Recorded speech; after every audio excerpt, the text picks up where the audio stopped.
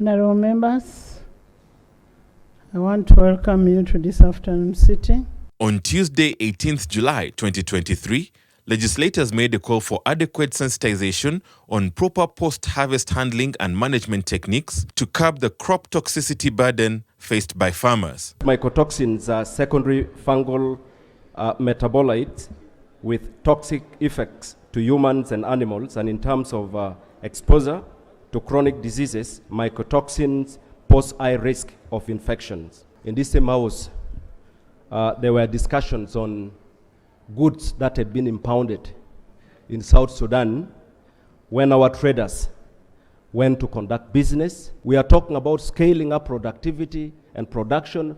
We are talking about fighting poverty, but we cannot do much unless we begin to put in place the things that would enhance the farmers to productively get involved in these agricultural activities. I would like to pray that one, the Minister of Health be brought on board in this. We need as a country to look into our legal and regulatory framework related to drugs and food toxicity assessment and surveillance.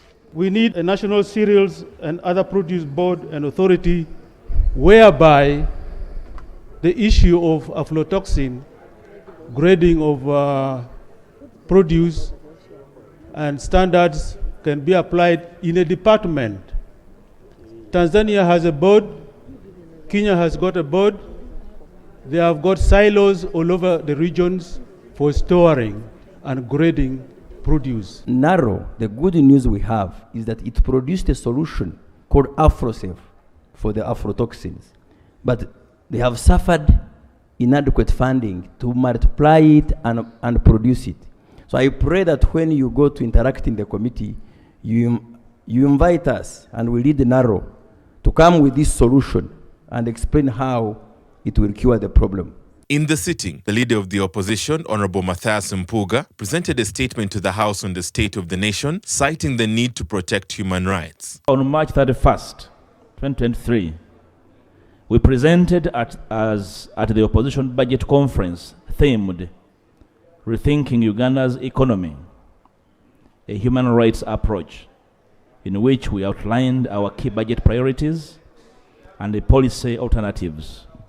I wish to appraise this House that I have since been on the trail on a countrywide oversight, Right Honourable Speaker, monitoring the extent of implementation of key government programs as mandated of me by the Constitution and our rules of procedure. We are guided by the unquestionable truth that human rights embody the key values of freedom, fairness, dignity, equality, and respect. They are valid as they guarantee freedom of choice and expression and the rights to basic needs necessary for full development and enjoyment of rights, including education, water, sanitation, food, health, and housing. They are an important means of protection for us all. It is therefore our considered belief and conviction that the policy platform of the nation at any single moment should aspire to uphold the stellar standards of conformity to globally acceptable levels of human rights. This is if we are to be true, the fact that we are signatory to a plethora of international instruments on human rights, where we should be seen to walk the talk. On Wednesday, 19th July 2023, the Speaker of Parliament, Anita Among, returned the Narcotics and Psychotropic Substances Control Bill 2023 to the Committee on Defense and Internal Affairs for joint processing with the Committee on Health. When we referred the bill to the committee has made amendments in all the clauses, virtually all the clauses. When you look at Rules 61(4), an amendment shall not be permitted if, in opinion of the Speaker, it substantially alters the principle of the question proposed. These amendments have an effect on the principles of this bill. I am referring back this bill to the committee,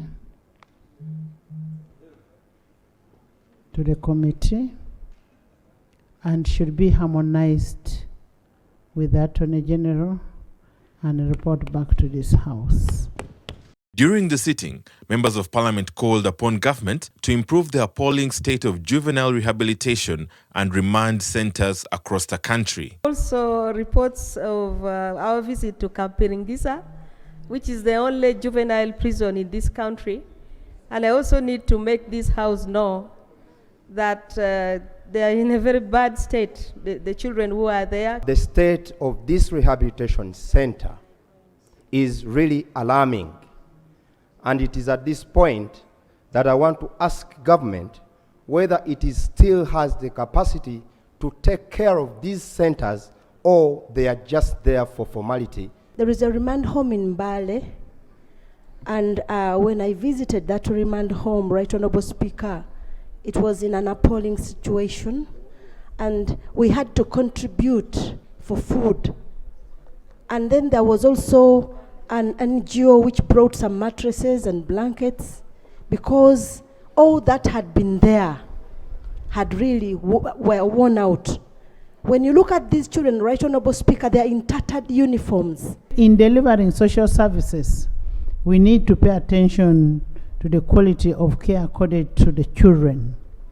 Public facilities such as schools, that is where you talk about education, hospitals, that's where you're talking about health, and then recreation centers should ensure safe space for children where it is necessary. We have 9 remand homes and 1 national rehabilitation center, and we have 1 which is under construction in Moroto, which is not yet complete, but it is being constructed.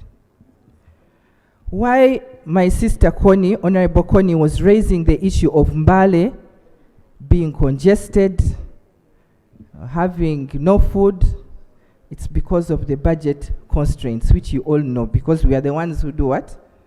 Who pass the budget. On Thursday, 20th July 2023, the Speaker, Anita Among, directed the Committee of Finance to study and reconcile financial statements of the Consolidated Fund account for 30th and 31st June 2023 and give a report to Parliament. I want to ask the Committee of Finance to do this House a favor and look at a statement of that account on the 30th June. How much money was there? Then I want also a statement on the last day, 31st. I want us to reconcile that account. Let's have the statement before the sweeping, and then the statement after the sweeping, and then a reconciliation on the sweeping. If what was swept back is 5 billion, 1 billion came from Bukedea, the other one came from this, I am giving finance 1 week to do that. There's a very serious issue that is causing this sweeping back of these funds. 1, late release. Then 2, we also have now a common issue related to capacity building. As a way of addressing this matter, now that the learned Attorney General is here, Senior Counsel Chiriwa Chiwanuka, we should seriously consider looking into reforming the Public Finance Management Act. We had a meeting chaired by the President himself, and he directed that the monies that are swept to the Consolidated Fund should be returned in the first quarter of a financial year. Now the single treasury account, Madam Speaker, spoils everything, because an entity which has the hard funds swept back cannot have those funds given to it at the beginning of another financial year until invoices are raised. And these invoices must be raised according to the appropriated funds. In the sitting, Dr. Apio Otuko Eunice took oath as the new Member of Parliament for Oyam County North in Oyam District. I, Eunice Otuko Apio, swear in the name of the Almighty God that I will give faithful service to this Parliament and support and uphold the Constitution of the Republic of Uganda as by law established. So help me God.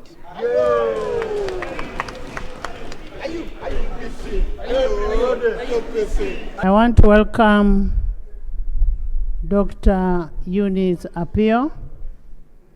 Welcome to Parliament of Uganda. And I sincerely want to congratulate you on behalf of the 11th Parliament. Congratulations. And welcome to 11th Parliament. The Parliament that you're joining is a people-centered Parliament, united in serving the needs of the people and, of course, the aspirations of the common Ugandan. And I urge you to abide by the Constitution that you've sworn.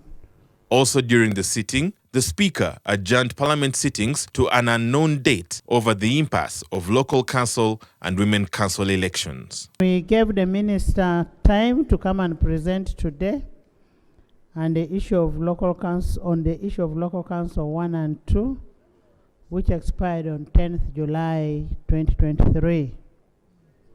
And members have raised this issue severally, and pursuant to Rule 52 of the Rules of Procedure, the Attorney General is going to present. I therefore request you to give us time to conclude the internal consultations to obtain the necessary approval of Cabinet as provided for under the Local Governments Act to enable us to prepare a way forward to present to this House. Government would like to assure the public that the apparent void created by the absence of the administrative units is being handled.